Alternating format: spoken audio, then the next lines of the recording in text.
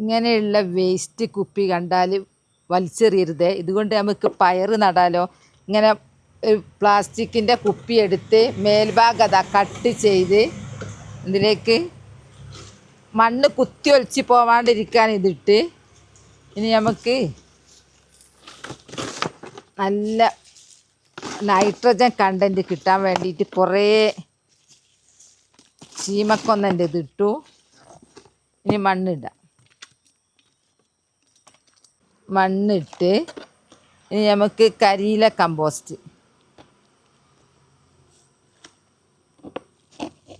കുറച്ച് കരിയില കമ്പോസ്റ്റ് ഇട്ട് വീണ്ടും മണ്ണിടണം. നമുക്ക് നടുമ്പോൾ മണ്ണിടണം.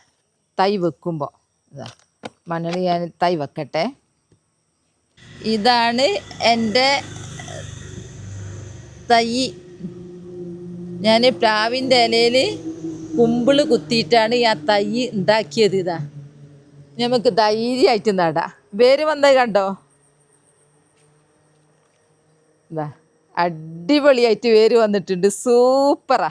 ഇനി നമുക്ക് ഈ വേരൊന്നും പോവണ്ട. ഇങ്ങനെ അങ്ങ് മാന്തിയിട്ട് ഇതിലേക്ക് അങ്ങ് ഇറക്കി വെക്കുക. ഇങ്ങനെ നട്ടു. ഒന്നും കൂടെ. അത് വലിയ കുപ്പിയാണ്, 2 എണ്ണം നടാം. ചെറുതൊന്നുമല്ല.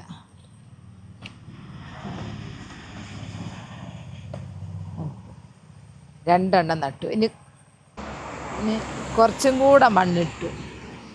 അങ്ങനെ അതെല്ലാം മണ്ണിൻ്റെ അടി പെട്ടെന്ന് കമ്പോസ്റ്റ് ആയിക്കോളൂ. അങ്ങനെ വിജയകരമായിട്ട് കുപ്പിയിൽ ഞാൻ പയർ നട്ടു. ഇനി ഞാനിത് എവിടെ കൊണ്ടുപോയി വെക്കുന്നത് കാണിച്ചു തരാം കേട്ടോ. ഇതാ കയറ് കെട്ടി തൂക്കി. ഇനി ഞാൻ തൂക്കിയിടാൻ പോവുക കേട്ടോ. വരി കാണിച്ചു തരാം. ഇവിടെ അങ്ങ് കൊളത്തി വെച്ചു. ഇനി എന്താക്കുന്നറിയോ?